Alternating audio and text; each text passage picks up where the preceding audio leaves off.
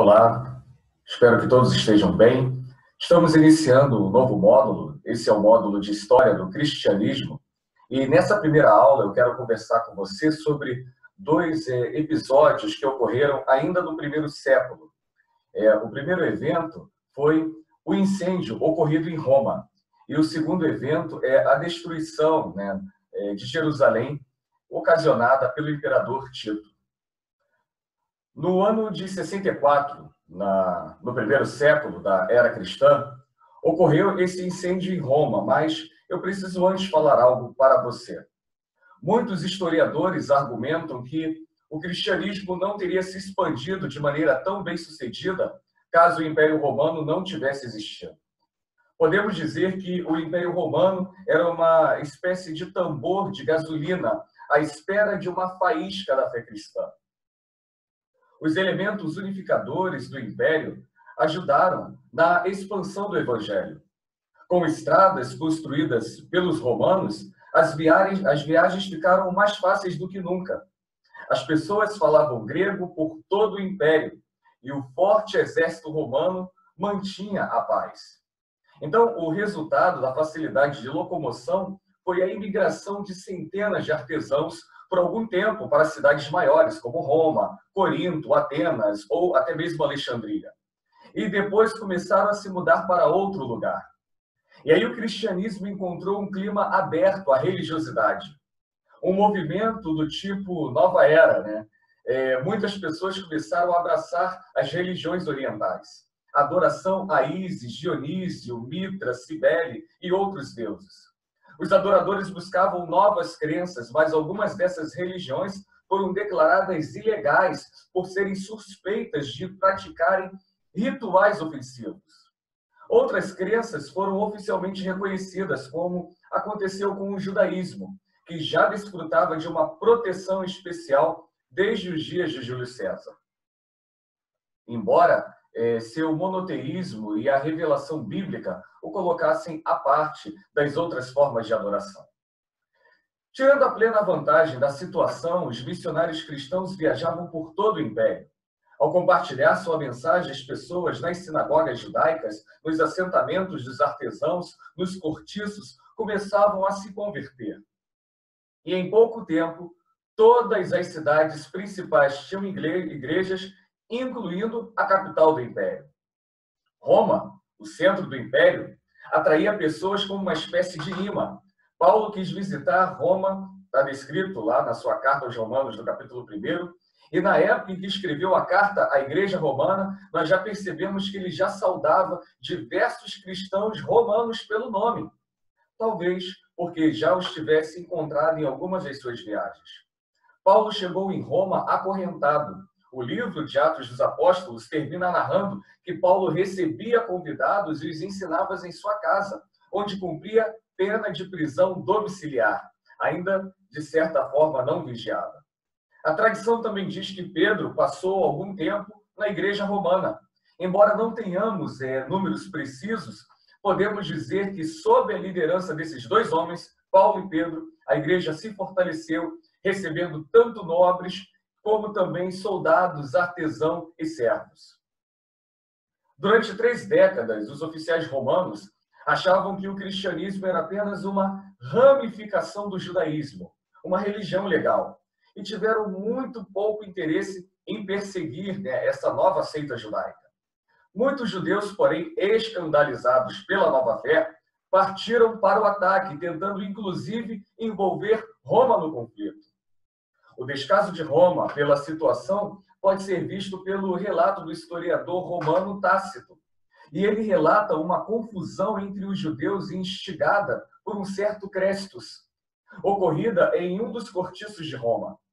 Tácito pode ter ouvido errado, mas parece que as pessoas estavam discutindo sobre Christos, ou seja, Cristo.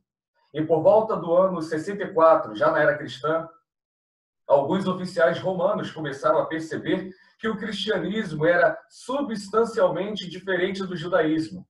Os judeus rejeitavam o cristianismo e cada vez mais pessoas viam o cristianismo como uma religião ilegal. A opinião pública pode ter começado a mudar a relação, a fé nascente, até mesmo antes do incêndio em Roma. Embora os romanos aceitassem facilmente novos deuses, o cristianismo não estava disposto a partilhar a honra com outras crenças. E quando o cristianismo desafiou o politeísmo tão profundamente arraigado em Roma, o império contra-atacou. Em 19 de julho, ocorreu um incêndio em uma região de trabalhadores em Roma. Esse incêndio ele se prolongou durante 7 dias, conta a história, consumindo um quarteirão após outro e depois vários cortiços populosos. De um total de 14 quarteirões, 10 foram totalmente destruídos e morreram muitas pessoas. A lenda diz que o imperador romano Nero dedilhava um instrumento musical enquanto Roma era destruída pelas chamas. Muitos de seus contemporâneos acharam que Nero foi o responsável pelo incêndio. Quando a cidade foi reconstruída, mediante o uso de altas somas de dinheiro público, Nero se apoderou de uma grande extensão de terra e construiu ali palácios dourados. O incêndio pode ter sido a maneira rápida de renovar a paisagem urbana. Objetivando desviar a culpa que recaía sobre si, o imperador criou um conveniente bode expiatório: os cristãos. Eles tinham dado início ao incêndio, acusava o imperador. E como resultado, Nero jurou perseguir e matar os cristãos.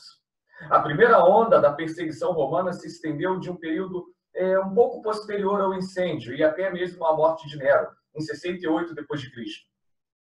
Sua enorme sede por sangue levou a crucificar e queimar vários cristãos cujos corpos eram colocados ao longo das estradas e ateado fogo sobre eles, iluminando-os a cidade, porque eles eram usados como tochas humanas.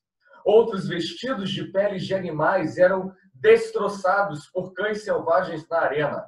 E, de acordo com a tradição, tanto Pedro, tanto Paulo foram martirizados durante essa perseguição de Nero. Paulo foi decapitado e Pedro crucificado de cabeça para baixo. Entretanto, a perseguição ocorria de maneira esporádica e localizada. E o imperador podia intensificar a perseguição por 10 anos ou mais. Mas um período de paz sempre se seguia, o qual era interrompido abruptamente quando um governador local resolvia castigar novamente os cristãos de sua área, sempre com o aval de Roma. Então, esse padrão se prolongou durante 250 anos, 2 séculos, quase 3 séculos aí da era cristã, perpetuou-se dessa forma.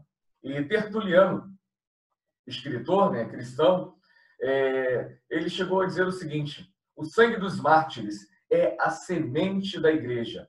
E, para surpresa geral, sempre que surgia perseguição, o número de cristãos aumentava. E em sua primeira carta, Pedro encorajou os cristãos a suportar todo o sofrimento, confiantes na vitória derradeira e no governo divino que seria estabelecido em Cristo, conforme está descrito lá na primeira carta de Pedro, no capítulo 5. E o crescimento da igreja, sob esse tipo de pressão, provou, em parte, a veracidade dessas palavras. No entanto, no ano 70, ocorre um outro grande problema, agora em Jerusalém. Tito destrói essa cidade. Então, Gécio Floro amava o dinheiro e odiava os judeus. E como procurador romano, ele governava a Judéia e pouco se importava com as sensibilidades religiosas. Quando a entrada de impostos era baixa, ele se apoderava da prata do templo. E no ano de 66, quando a oposição cresceu, ele enviou tropas a Jerusalém para crucificar e massacrar alguns judeus. A ação de Floro foi o estopim para uma revolta que já estava em ebulição e já havia algum tempo. No século anterior, Roma não tinha tratado os judeus de maneira adequada. Primeiramente, Roma havia fortalecido o odiado usurpador Herodes, o Grande. Apesar de todos os belos edifícios que construíra, Herodes não conseguiu um lugar no coração dos judeus. Arquelau, filho de Herodes, e seu sucessor, era tão cruel que o povo pediu a Roma que lhe desse um alívio. Roma atendeu a esse pedido enviando diversos governadores, e você conhece alguns: Pôncio Pilatos, Félix, Festo e agora Floro.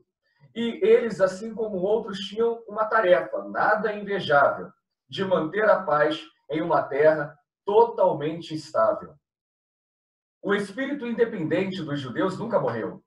Eles olhavam com orgulho para os dias dos Macabeus, quando se livraram do jugo dos seus senhores sírios. E agora as suas desavenças mesquinhas e o fabuloso crescimento de Roma colocavam novamente sob o comando de mãos estrangeiras. O clima de revolução continuou durante o governo de Herodes. Os zelotes e os fariseus, cada um à sua maneira, queriam que as mudanças acontecessem. O fervor messiânico estava em alta. Jesus não estava brincando quando disse que as pessoas falariam: vejam, aqui está Cristo, ou ali está ele. Era o espírito da época. E foi em Massada, ali ao Mar Morto, Massada é uma formação rochosa, que Herodes construiu um palácio e os romanos ergueram uma fortaleza. E nesse lugar, que a revolta judaica teve o seu início e um fim muito trágico. E inspirados pelas atrocidades de Floro, alguns zelotes, ensandecidos, decidiram atacar essa fortaleza. E, para surpresa de todos, eles a conquistaram, massacrando o exército romano que estava acampado naquele lugar. Em Jerusalém, o capitão do templo, quando interrompeu os sacrifícios diários a favor de César, declarou abertamente uma rebelião contra Roma. E não demorou muito para que toda Jerusalém fosse alvoroçada e as tropas romanas fossem expulsas ou mortas naquele lugar. A Judéia se revoltou, a seguir foi a Galiléia, e por um breve período de tempo parecia que os judeus estavam virando o jogo. E Sestio Galio, o governador romano da região, saiu da Síria com cerca de 20.000 soldados. Cercou Jerusalém por 6 meses, mas fracassou, deixando para trás cerca de 6.000 soldados romanos mortos e grande quantidade de armamentos que os defensores judeus recolheram e usaram. O imperador Nero enviou Vespasiano, um general condecorado, para sufocar a rebelião. Vespasiano foi minando a força dos rebeldes, eliminando a posição na Galiléia, depois na Transjordânia e, por fim, lá na região da Idumeia. E, a seguir, ele cercou toda Jerusalém. Contudo, antes do golpe de misericórdia, Vespasiano foi chamado a Roma, pois Nero morrera. O pedido dos exércitos orientais para que Vespasiano fosse o imperador marcou o fim de uma luta pelo poder. E, em um dos seus primeiros atos imperiais, Vespasiano nomeou o seu filho, Tito, para conduzir a guerra contra os judeus. A situação se voltou contra Jerusalém, agora cercada e isolada do restante do país. Facções internas da cidade se desentendiam com relação às estratégias de defesa. Conforme o cerco se prolongava, as pessoas morriam de fome, de doenças. A esposa do sumo sacerdote, outrora cercada de luxo, revirava as lixeiras da cidade em busca de um alimento. Enquanto isso, os romanos empregavam novas máquinas de guerra para arremessar pedras contra os muros da cidade. Aríetes forçava as muralhas das fortificações.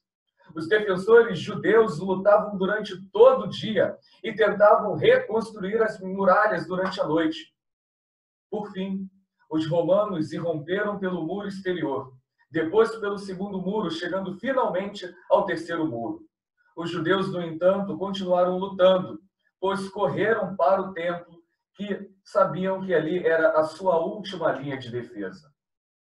E esse foi o fim para os bravos guerreiros judeus, e também para o templo. E Joséfo, um historiador judeu, ele disse que Tito queria provar, ou melhor, preservar o templo, mas os seus soldados estavam tão irados com a resistência dos oponentes que terminaram por queimá-lo. A queda de Jerusalém foi essencialmente o fim à revolta. Os judeus foram dizimados, exterminados, alguns capturados, outros vendidos como escravos. O grupo dos zelotes que haviam tomado Massada permaneceram na fortaleza por um período aí de 3 anos, mais ou menos, quando os romanos finalmente construíram uma rampa para cercar e invadir o local. Encontraram todos os rebeldes mortos e eles cometeram suicídio para que não fossem capturados pelos invasores. E a revolta dos judeus marcou o fim do Estado judeu, pelo menos até os tempos modernos. Então, a destruição do templo de Herodes significou uma mudança no culto judaico. Quando os babilônicos destruíram o templo de Salomão em 586 a.C., os judeus estabeleceram-se nas sinagogas, onde podiam estudar a lei de Deus. A destruição do templo de Herodes pôs fim ao sistema sacrificais judeu e os forçou a contar apenas com as sinagogas, que cresceram muito em importância. Onde estavam os cristãos durante a revolta judia? Ao lembrar das advertências de Cristo, lá em Lucas, no capítulo 21, eles fugiram de Jerusalém, assim que viram os exércitos romanos cercar a cidade. Eles se recusaram a pegarem armas contra os romanos e se retiraram para a região de Pelá, na Transjordânia. E uma vez que a nação judaica e o seu templo tinham sido destruídos, os cristãos não podiam mais confiar na proteção que o império dava ao judaísmo. Então não havia mais onde se esconder e a perseguição romana continuou se intensificando ao longo dos anos. Nós vamos encerrar o nosso encontro por aqui. Espero que essa aula histórica tenha sido proveitosa para você. Deixa um like, uma curtida aí nesse estudo e inscreva-se no nosso canal para continuar recebendo os demais conteúdos. Obrigado pela sua presença e que Deus abençoe a sua vida.